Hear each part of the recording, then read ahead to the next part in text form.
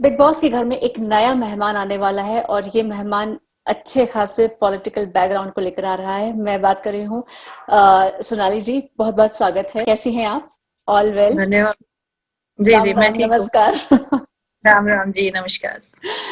अब ये बताइए कि किस तरीके से जिंदगी कट रही है? क्योंकि हमारा फील्ड ही ऐसा है, तो लोगों के बीच रहना, उनके लिए काम करना तो अच्छा लगता है। ग्रेट। इस बार जब आप बिग बॉस के घर में आ रही हैं, बहुत अलग स्वरूप से आ रही हैं, तो पहले तो ये जानना चाहती हूँ, एज ए पॉलिटिशियन आप आ रही हैं या फिर एज एन एक्टर आप आ रही हैं? और साथ ही साथ टिकटॉक पे भी आप बहुत ज्यादा पसंद की गई हैं, तो किस स्वरूप में देखना मिल रहा है आपको? देखिए, सारे रंग देखने को मिलेंगे। पॉलिटिकल तो है ही है, और दूसरा मैं कलाकार भी हूँ, तो आप किसी भी नज़रिए से देख सकते हैं। अच्छा।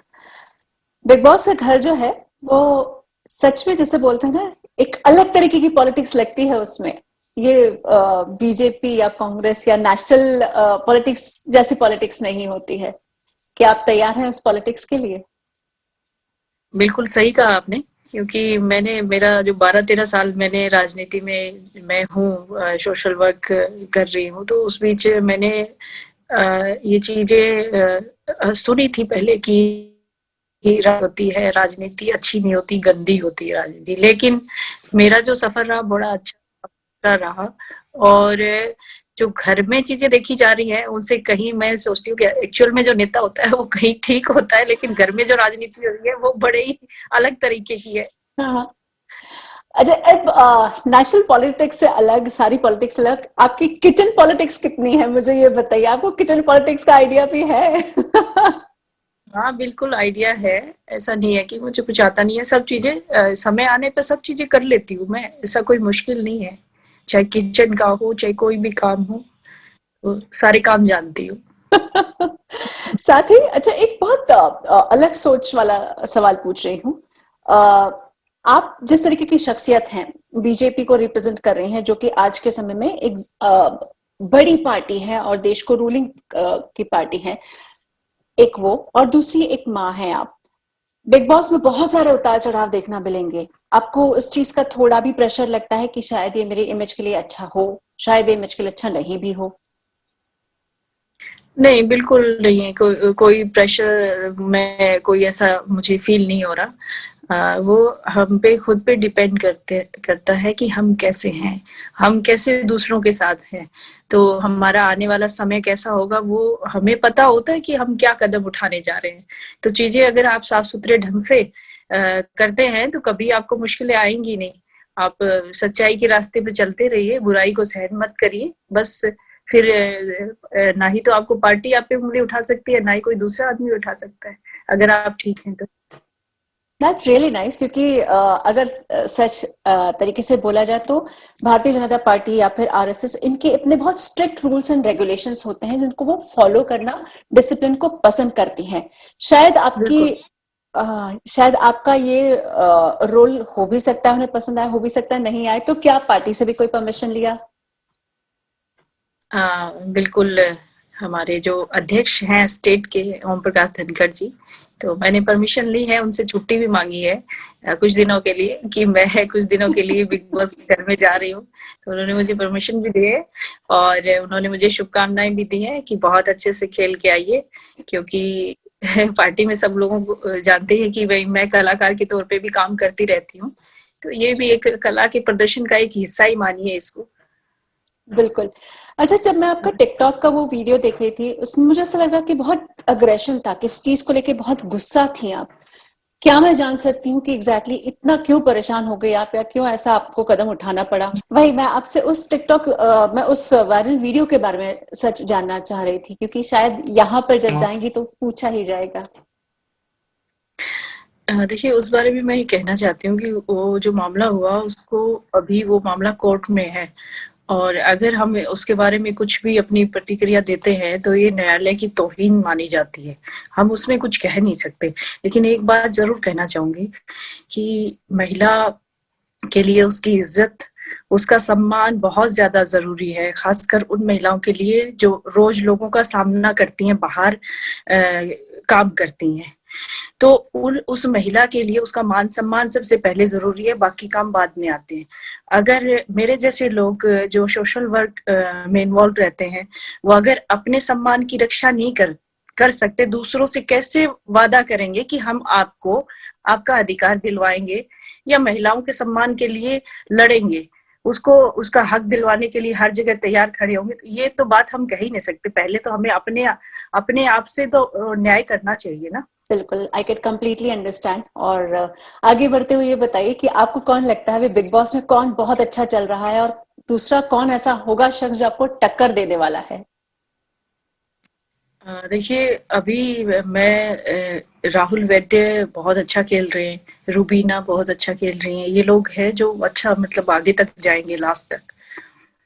तो कोई है जो आपका जिस तरीके से आप व्यवहार कर रही हैं, बातचीत कर रही हैं, उसके बाद ऐसा लगता है कि एक रुबीना है जो आपको class, she is very classy female. आप बहुत क्लासी नजर आ रही हैं बातचीत करते हुए, रुबीना भी उतनी ही क्लासी है। मुझे लगता है आप दोनों की क्लास को लेकर बड़ी टक्कर होने वाली है, अंदाज को लेकर टक्कर होने वाली है।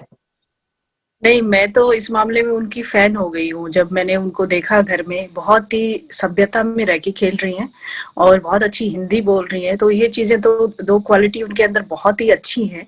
और मुझे उनके अंदर गड़बड़ नजर नहीं आती, कहीं भी आती है तो मैं इतना जरूर करूंगी, उनको टोक दूंगी कि आगे और अच्छा कर पाएंगी वो। तो जो कोई इंसान अगर अच्छा कर रहा है तो उसकी तारीफ हमेशा करनी चाहिए। मेरे अंदर ये है कि मैं अगर सामने वाला, अगर वो खूबसूरत है, अच्छा काम कर रहा है, तो मैं कहे बिना नहीं रहती, गलत कर रहा है तो भी कहे बिना नहीं रहती। तो ये जरूरी हो जाता है। और अच्छा है वो, बहुत अच्छा, मतलब बड़ी सभ्यता में रह के खेल रही है। तो कौन है जो बिल्कुल सभ्य नहीं लगता आपको? जैसे अभी एक दो लोग जो नए आए हैं, उनमें एंटरटेनमेंट तो फुल है, लोग देखना भी पसंद कर रहे हैं उनको, शो बहुत अच्छा चल रहा है, लेकिन उनकी भाषा पे नियंत्रण नहीं है। कुछ भी बोल रहे हैं कि भाषा में ऐसे शब्द प्रयोग किए जा रहे हैं जो कि नेशनल टेलीविजन, जो जिसमें बच्चे भी देखते हैं, बुजुर्ग भी देखते हैं, हर कोई परिवार इकट्ठा बैठ के भी देखता है। तो वो चीजें फिर कानों में एकदम से आती है, तो फिर एकदम एक दूसरे को साथ जो बैठे हुए लोग शर्मिंदा होना पड़ता है। तो वैसे शब्द ना ही इस्तेमाल किए जाए तो मेरे ख्याल से अच्छा है। एंटरटेनमेंट के और भी जरिए बहुत है, बहुत सारी चीजें आप लोगों को सिखा सकते हो उस शो के माध्यम से। तो चलिए, जाते जाते मेरा एक सवाल, आप बिग बॉस के जरिए क्या सिखा कर जाना चाहती है दुनिया को? देखिए, एक तो सबसे बड़ी बात मैं यही कहना चाहती हूँ कि कोई तो हो कि एक ऐसी चीज को सेट करे कि हमारा जो देश है वो एक अलग दिशा में चला गया था, लेकिन ये सरकार आने के बाद चीजें बहुत बदली है।